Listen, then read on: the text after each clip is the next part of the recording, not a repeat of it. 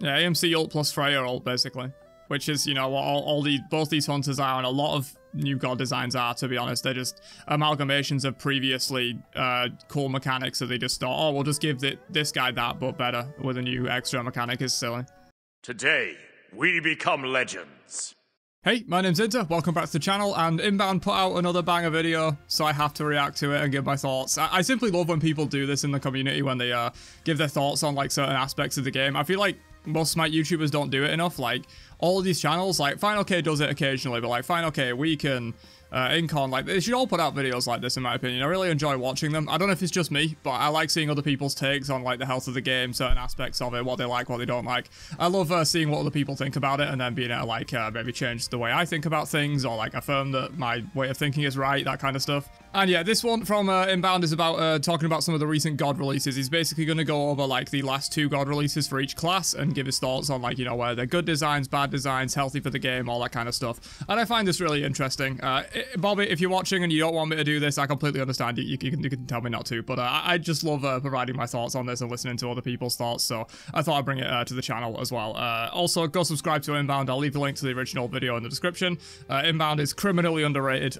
Recently got dropped out of the SPL, which is very sad, but he's allowed him to focus more on his content, and he's putting out a lot of great videos like this, so definitely go subscribe to Inbound. I think he only has like 15k subs or something, which is criminal. He should have like at least 50k, if not more, so definitely go subscribe to him. But yeah, without further ado, let's jump in. What is going on, YouTube? Hope you guys are doing fantastic today. Today, I'm going to be rambling. You guys like when I ramble? I'm going to ramble. I love when Today's you're rambling, topic is going to be on recent god releases. Now, as many of you guys know, as I've tweeted, stated in my streams, probably talked about it in a bunch of YouTube videos, I love the direction that supports have been taken in the recent, you know, probably 2 years, ever since Atlas, Maui, Charon, all super sick supports. I love how they play. They're all super unique. They all have super, like, good niches. They don't just... Yeah, I kind of agree with this. I'm not much of a Guardian player, to be honest, and especially not a support Guardian player. Usually if I'm playing Guardians, it's in solo, or I'm like playing Geb or something. I'm not a big support player. It's probably like my 4th most played role after jungle, solo, mid. So not really a huge support player, but I can absolutely agree that the last 3 Guardians, very healthy for the game, very well designed, very skill expressive. Atlas and Maui specifically. Charon, I feel, is a little bit less skill expressive, but there still is a decent amount of it there, especially compared to some other Guardians like RTO or whatever. So, like, definitely I think they've been doing a good job with the late Guardian releases, and of course, Inbound is a support main, so he definitely has more context on this than I do. Dominated at all points in the game. They're cool, and I enjoyed them. And I think Hi-Rez has got Guardians done correctly. I really like where they've gone with these Guardians. They're really fun to play. And then you look at their other classes. Mages, Ixchel and Yu Wong.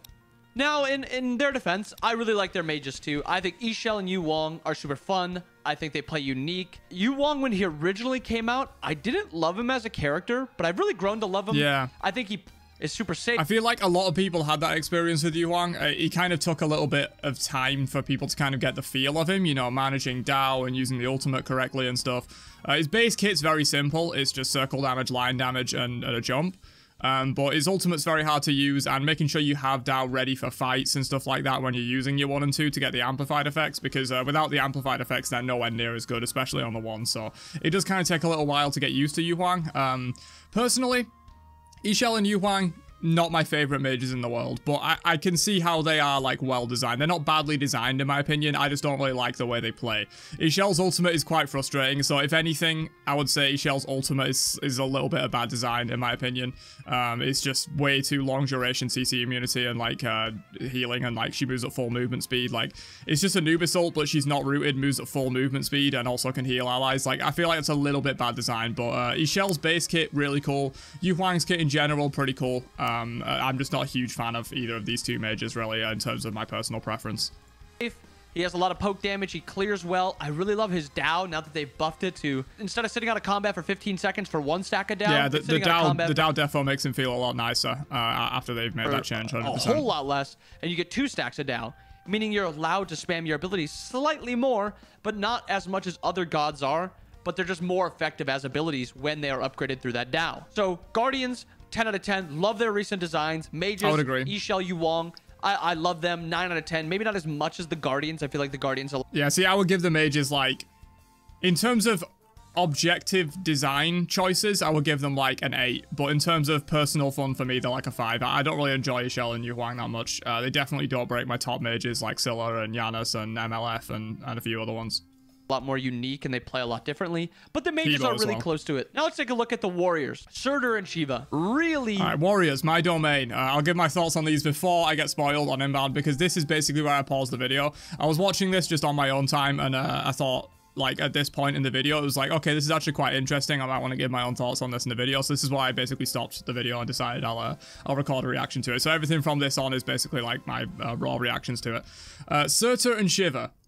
I think Surtur is pretty well designed overall. There are a few misses on it, but overall I do like Surtur. He has this kind of identity as like a lane bully that's very hard to beat in lane, but he does fall off quite a lot late game, and it's fine to have some characters that are like that in Smite. You know, Hades is very similar. Hades used to be a bit too far in one direction, but they've kind of changed him a little bit, made his lane pressure a bit less stupid. His 3 does a lot less damage, specifically to gods now, so he's still an absolute lane bully. Hades wins lane against like most matchups, but it's fine to have those kind of gods where like they're meant to be a lane bully that gets a lead, rotates in the mid game, makes big impact, but maybe isn't quite as strong in the late game team fights. That's absolutely fine to have some designs that are like that. Just like it's fine to have some designs like Kali, even though I don't really like Kali's design that much. She's a bit too heavy in the late game direction, but it is fine to have those gods that want to scale to late game. You know, your Freyas, your Cronoses, your Kalis, your Mercuries, all that kind of stuff. It's fine to have those kind of gods, and it's fine to have gods like Surtur, in my opinion.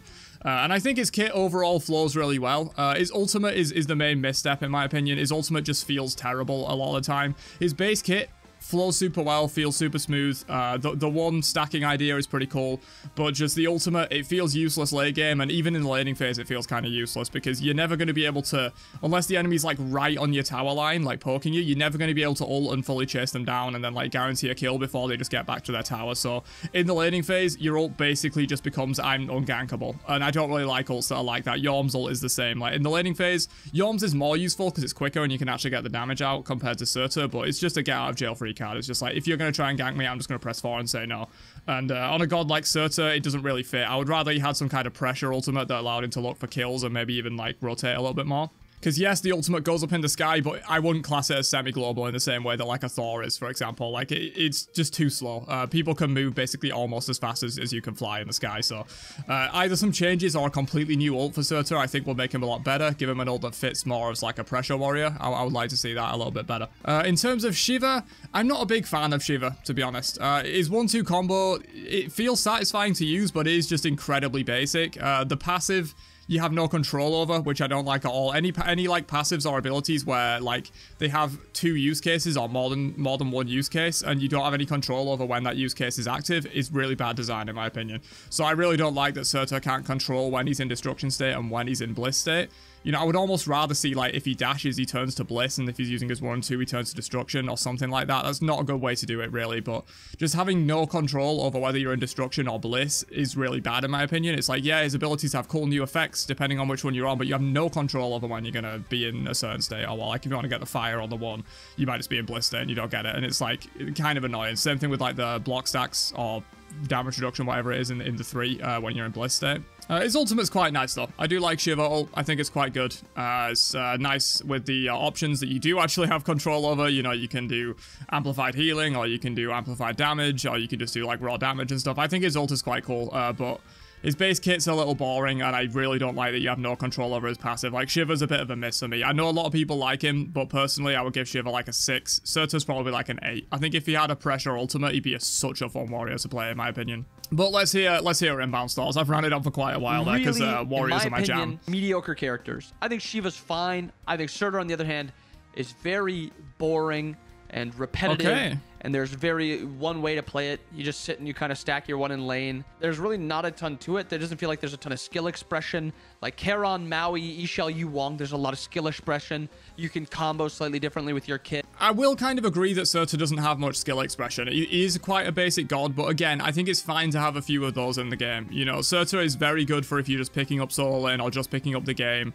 You know, Wukong's very similar. There's very little skill expression with Wukong, to be honest, and he's very basic and just save. Surtur's kind of similar. Like, you're probably going to win lane on Surtur unless your opponent's way better than you. you're just going to struggle a bit in the late game team fights. But I think it's fine to have gods like that are fairly basic and they just have a kit that flows nicely and you don't really need to worry about like managing 17 different mechanics in the background. It's fine to have some gods that are like that.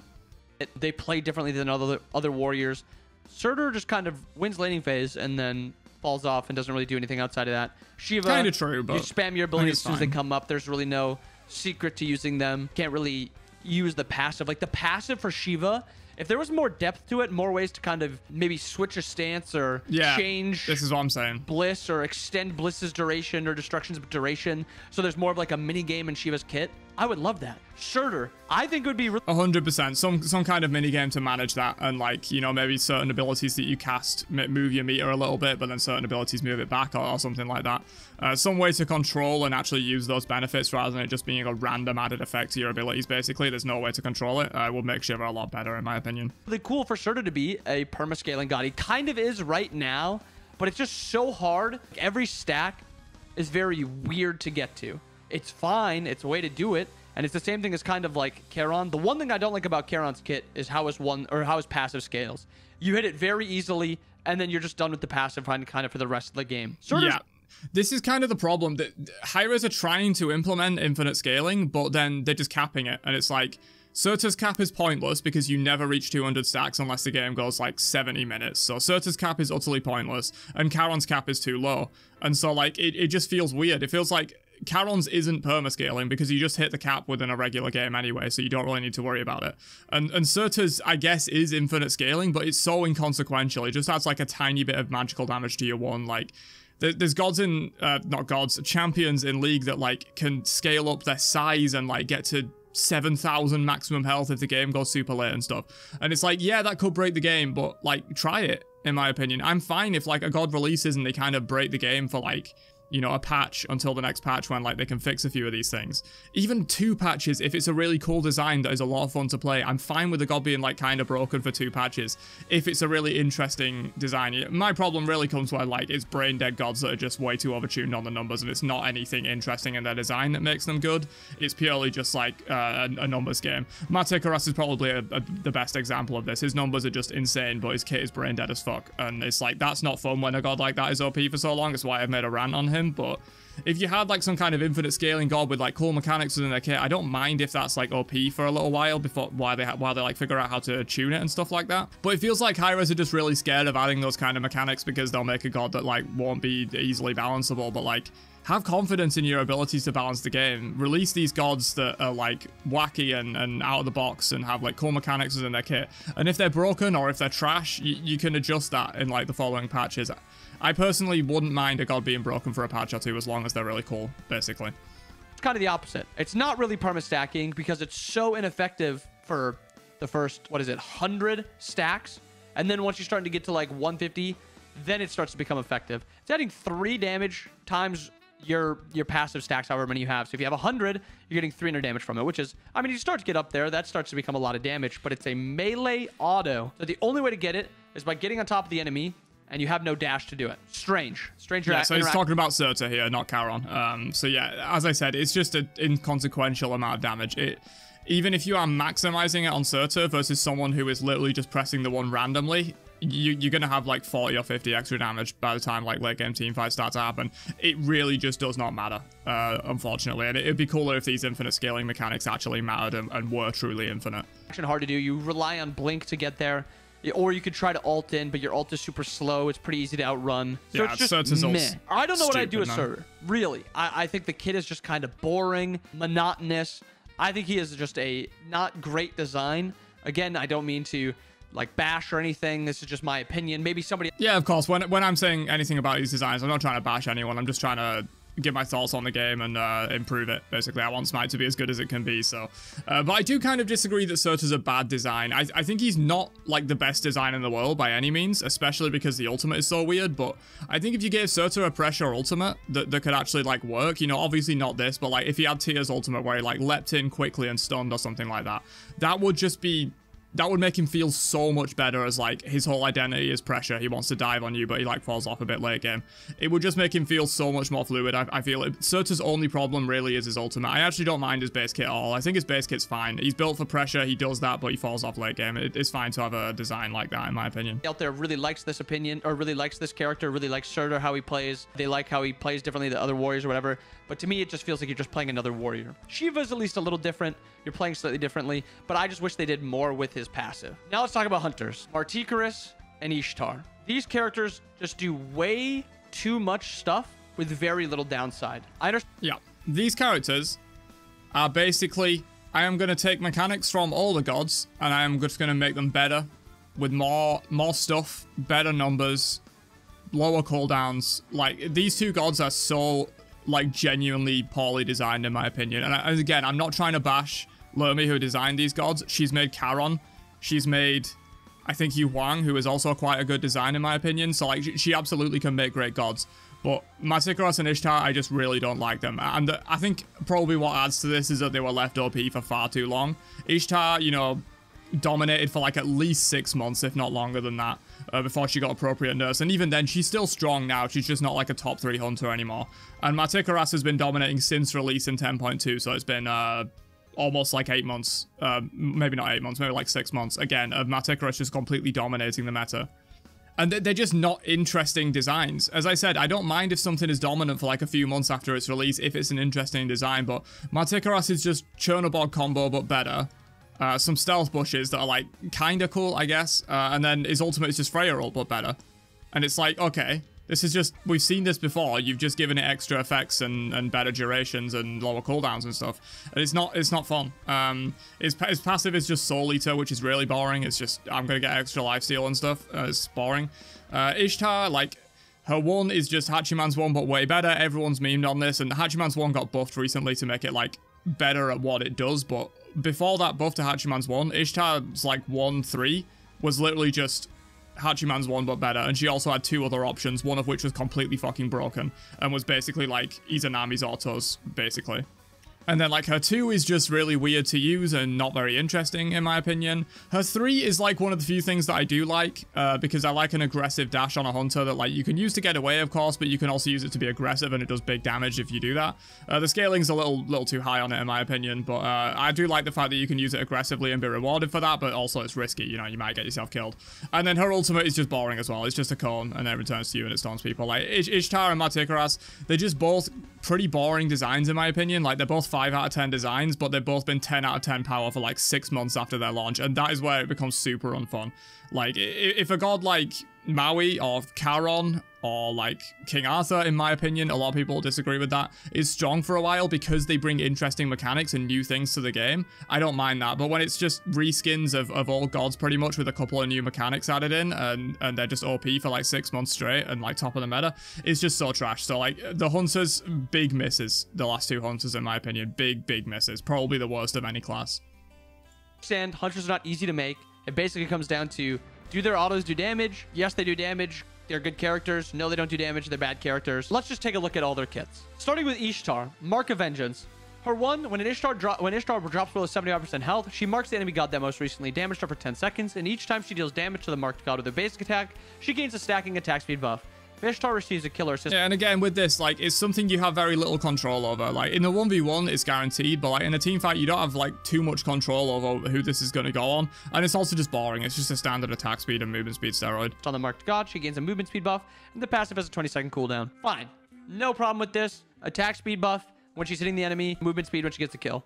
No problem with this. This is fine. The first ability that I have a problem with. Imbue arrows. Basically just, before they buffed Hachiman, her 1 was a combination of Silva auto attacks that did extra damage. Yeah, Silva auto attacks. I don't even have a I made a comparison to Izanami. Silva autos is a better comparison. It just gives her Silva autos, Hachi autos, or like, why is there a moth in my room? Silva autos, Hachi autos, or just like a code spread that does like more damage in melee range. To talk about with her spread shot damage, because her spread shot damage is just 132% of your basic attack damage onto an objective. The amount of damage and DPS you have is insane. It is more than Cern passive auto at this point. And this is just in her 1. Just in her 1. Her 3 She gets attack speed and Hachiman autos, and it's not limited to 4. And this is on a 9-second cooldown, lasting 6 seconds. 9-second cooldown, lasting 6 seconds. It doesn't go on cooldown immediately though, right? So it is a 15-second cooldown.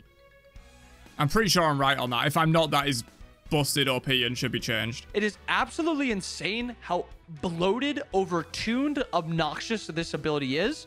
But even if it does, it's still like the ratio of this is insane. It's like it's up for 6 seconds and then down for 9 seconds. You know, it's almost up half the time that you're playing. Like, that's just absolutely stupid. Like, oh, you hunters do this? Oh, I do all this better. So yeah. Why play these when you can just play this? She's finally exactly came back down to earth because she's taken a few nerfs. Her abilities are no longer that OP.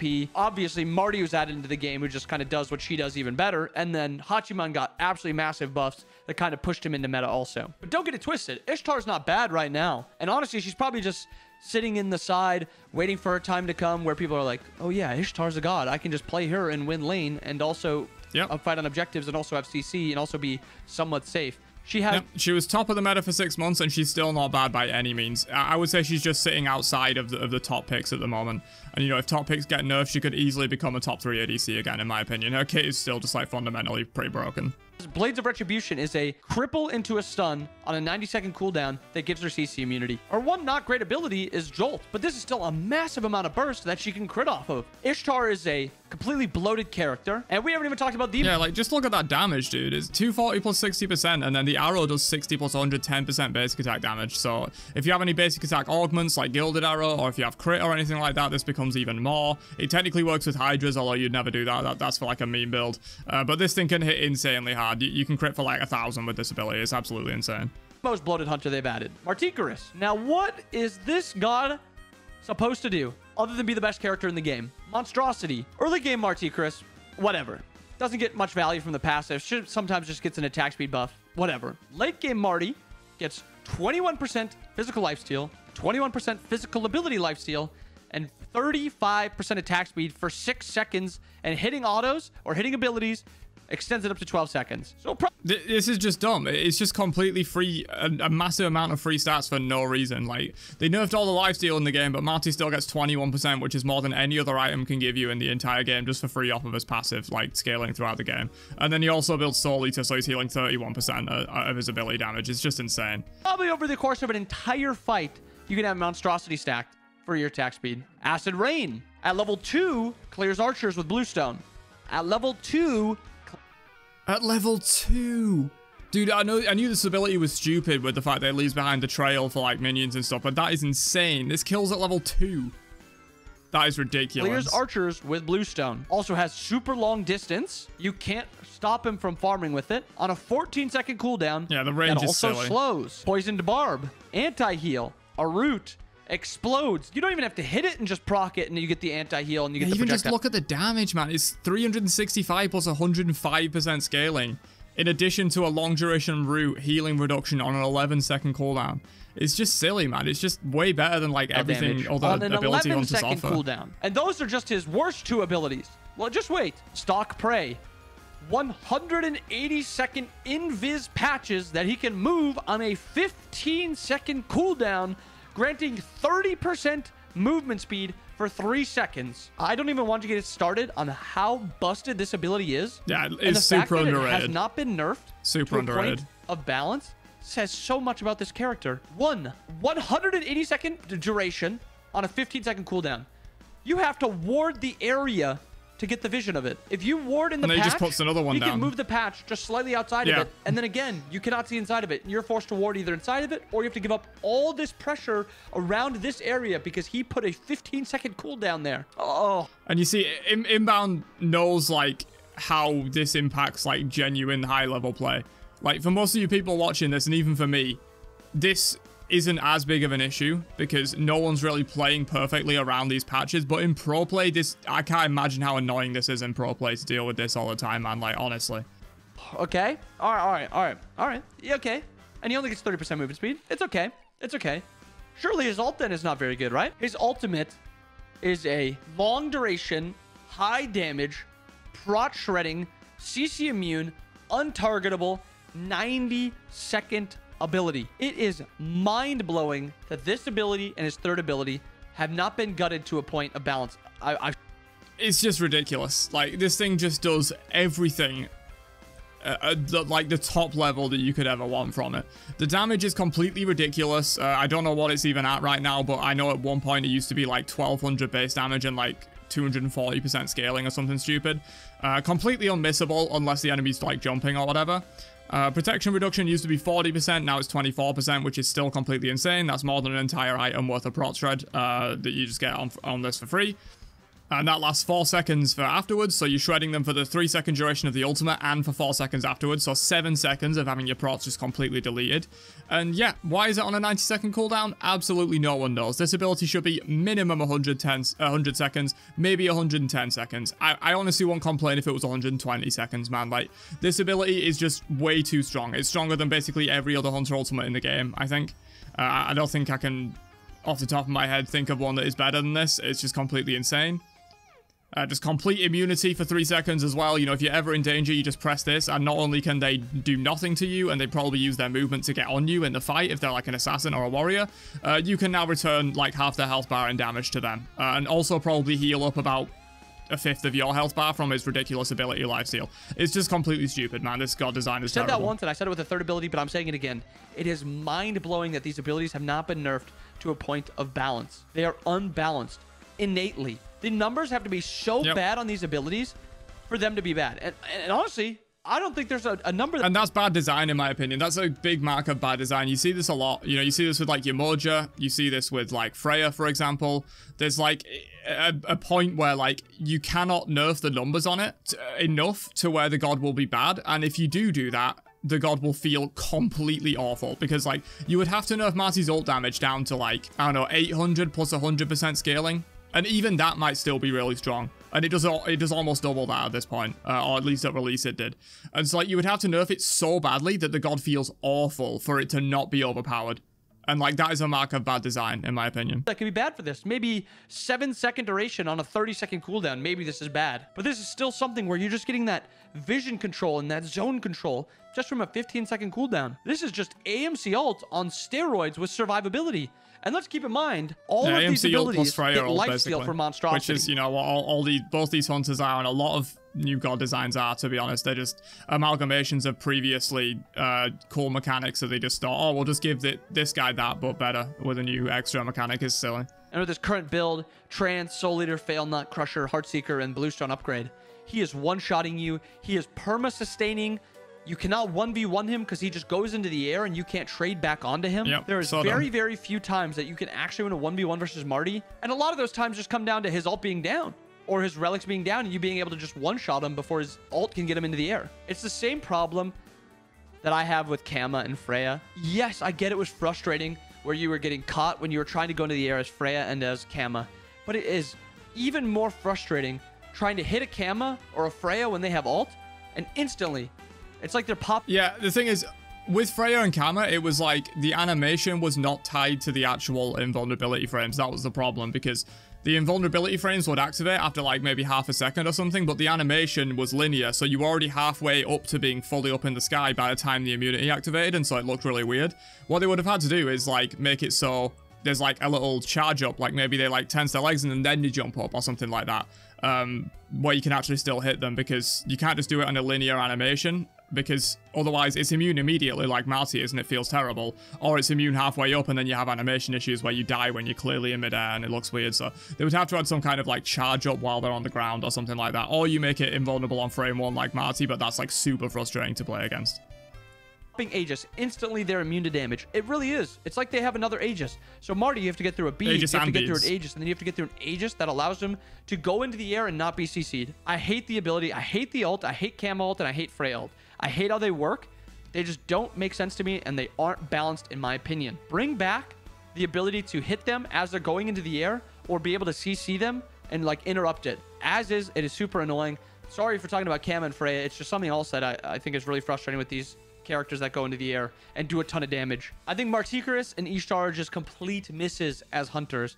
And I think they kind of have to go back to like they're both like 3 out of 10 thinking in with my these opinion. characters. They have a couple of redeeming qualities, like Ishtar Dash Maticaros Grass to a certain extent, but it's kind of like poorly implemented. But other than that, they have almost no redeeming qualities. Bloated, and they're way too unexploitable. Lastly, let's talk on assassins. Also, not nearly as bad as the hunters, but I'm really not a fan of Lancelot either. I think like Lance. Kid is either going to be in a spot where this will be he is interesting. uber broken, 1v5, does too much, unkillable, or he's going to be on the other side where he does no damage, he is very easy to kill, and he's just not a good character. And right now, I think he's in the not a good character stage where his numbers have been brought down a lot. He doesn't have a lot of survivability. He doesn't give a lot of damage, but his damage is getting buffed up a little bit. All it takes is just a couple tweaks here and there for Lancelot to be in this right category again, where it's this character's uber busted. I cannot stand him. He is so dumb.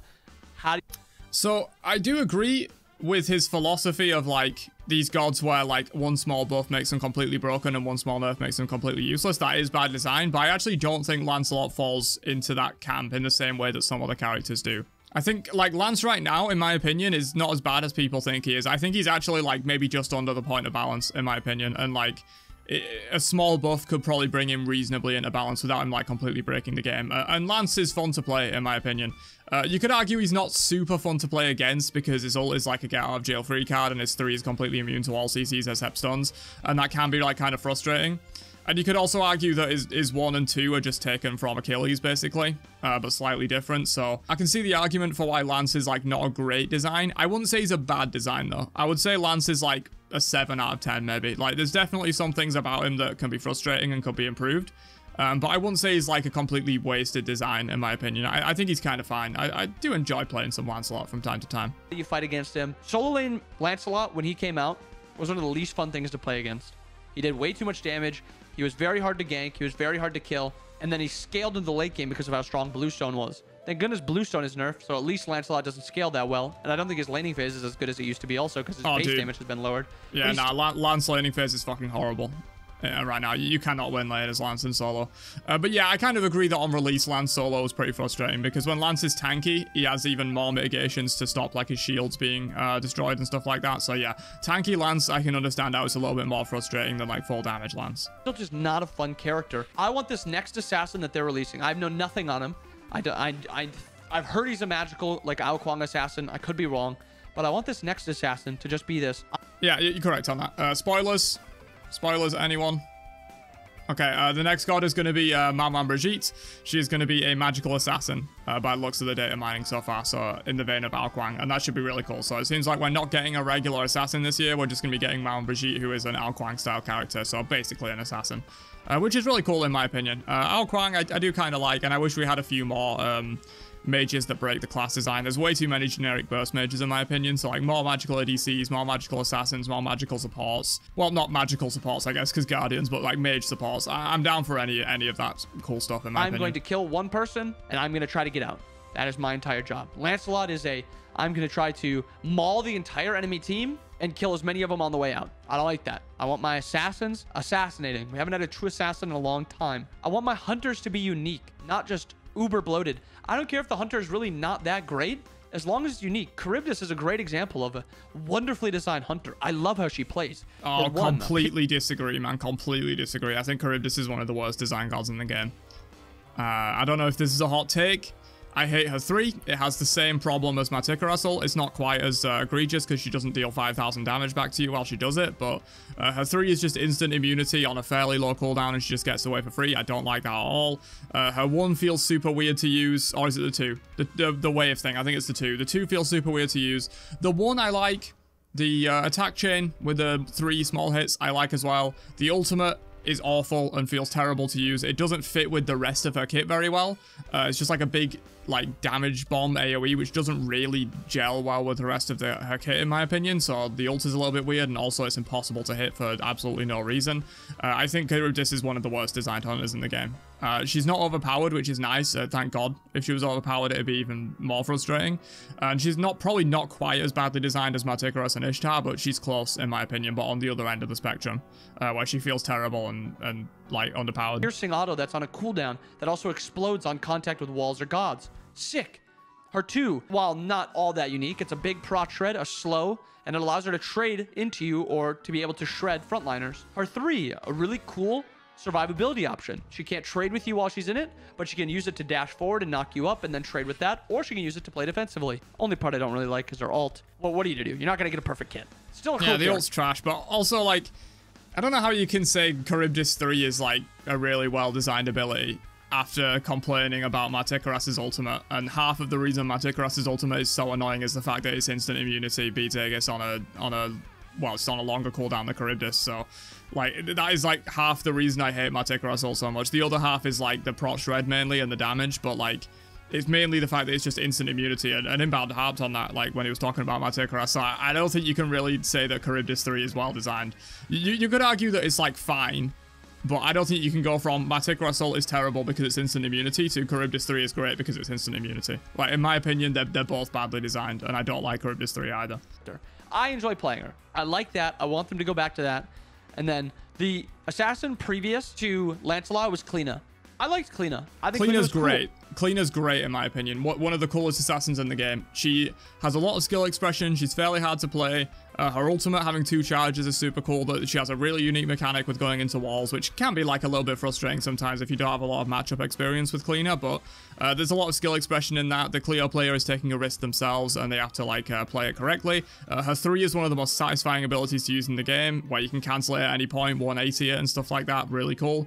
And then the 1 and the 2 are just like whatever. The 1 and the 2 are just fine abilities, but like the 3, the ult, the passive, super cool. Kleena, one of the best designed assassins in my opinion. She didn't have a ton of CC, but she does good damage. She's pretty hard to deal with. And yeah, no CC as well. Yeah, so she has all this like trickery and like wall stuff and really high damage, but she has no CC to speak of really. She has like the 1 basically, and that's it, I think, in terms of CC. So she has no way to like actually lock you down. So she kind of has to use her trickery, get into walls, use her mobility to like chase you down, but she doesn't have any lockdown. If Kleena had lockdown, she'd feel way too frustrating to play against, but luckily they know how to design gods some of the time, and so Kleena did not have any hard CC, which is nice. Assassinate you and get out. I like that with the assassins. Make more gods that are unique and that do a certain niche well instead of these end-all be-all type gods that just do everything. That is my talk on these recent gods. I rambled, I talked. Trying to get used to recording and just talking about my thoughts because I know you guys like it.